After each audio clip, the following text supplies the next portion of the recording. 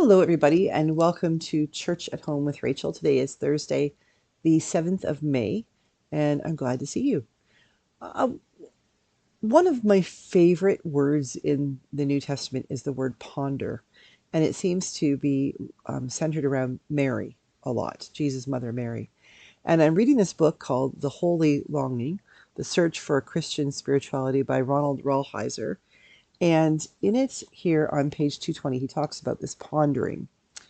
He says, what, according to Scripture, does it mean to ponder? Pondering in the Gospels does not mean what it meant for the Greek philosophers like Socrates, Plato, and Aristotle.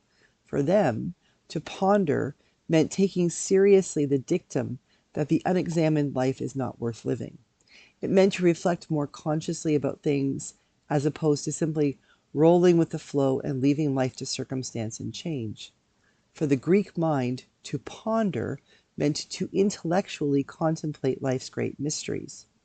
Scripture, however, does not reflect this Greek mindset.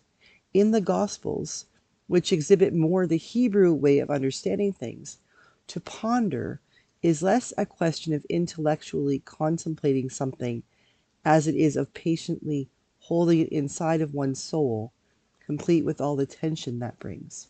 Thus, when Mary stands under the cross of Jesus and watches him die, there is absolutely nothing she can do to save him or even to protest his innocence and goodness. She is pondering in the biblical sense. She is carrying a great tension that she is helpless to resolve and must simply live with. That is what Scripture refers to when it tells us that Mary kept these things in her heart and pondered them. Thus, to ponder biblically is to stand before life's great mysteries, the way Mary stood before the various events of Jesus' life, including the way she stood under the cross. There is great joy in that, but there can also be incredible tension. The type of mysticism that we most need today to revitalize our faith is precisely this kind of pondering, a willingness to carry tension as Mary did. I love this. To be honest, however many times I've read the scripture, the Good Friday Gospel, I don't remember thinking about Mary pondering. And it's probably because I'm pondering, like the way I read that gospel. But when I hear of Mary pondering, I think mostly when at the Nativity, when the shepherds come and she's sitting there with Jesus and they are gazing upon this child. In the very end of Luke 2, I think it's Luke chapter 2, verse 20, I think it is. It says that Mary pondered these things in her heart. I love that. The chaos of Christmas, the nativity service, or the nativity scripture, the thought of giving birth in a barn or a stable or in a cave, and then having all these filthy, stinky shepherds and their sheep show up and all those things. And here's Mary with this beautiful child, regardless of the fact that this is the Son of God. This is God incarnate, this beautiful, her firstborn child, pondering in her heart. Those moments that we have in our own lives when we ponder something, not because we're trying to work it out, not because, as we used to say, in the world of priests, we have this thing called CPE, Clinical Pastoral Education, in which we take 13 weeks and we go off to a hospital and we spend time there.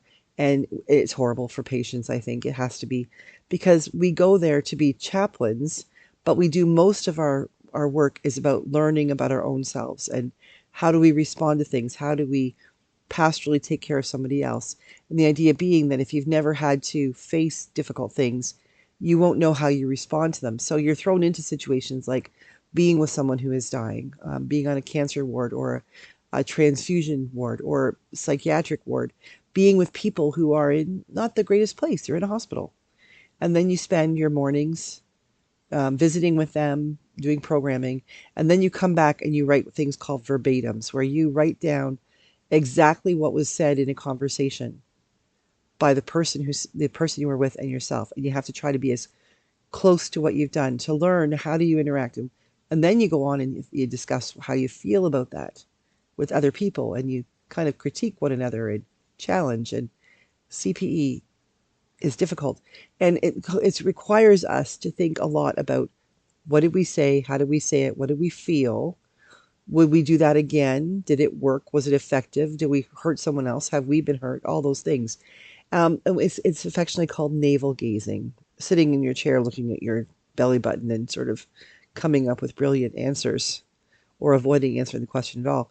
CPE is incredible, and it's the worst thing I ever had to do, but it's one of those things I'm glad that I had to. I wouldn't want to do it again, but I know that my ministry is much better because I did. But pondering is not the same as navel gazing. It's not about thinking about something or figuring out a puzzle in your head. To ponder something, I think you just sit with it and you allow yourself to listen for God's voice, and you allow yourself to think the thoughts that are coming that may be God's voice, or they may be your own inner thoughts coming forward that you hadn't thought of before. But just to sit with something and ponder it. It's not fixing a problem. It's not answering a question. It's simply being in this moment as we ponder. And that's a powerful thing. We have much to ponder about. In Manitoba right now, we had snow yesterday again, and the flowers are not starting to pop out of the ground. But when they do, I'm going to take time to ponder them, to just think and wonder and give thanks and praise and ponder. What does that new life mean? What does that new life entail? That it has to push itself up out of the ground from that tiny little seed or that bulb. How much power must it take to break through that frozen ground and then to emerge so beautifully? What must it have taken for Mary to stand beneath the cross and ponder? And how would that pondering have been completely different but similar to what she did when that man hanging on the cross was the baby in her arms? To ponder. It's lots of times to be Socratic. It's lots of times to be Platonic. It's lots of times to jump into the Aristotelian model. But we often don't take enough time to, just like Mary, ponder. I pray that today you have opportunity, or you make opportunity, to ponder. God bless you. I'll see you again tomorrow for Church at Home with Rachael.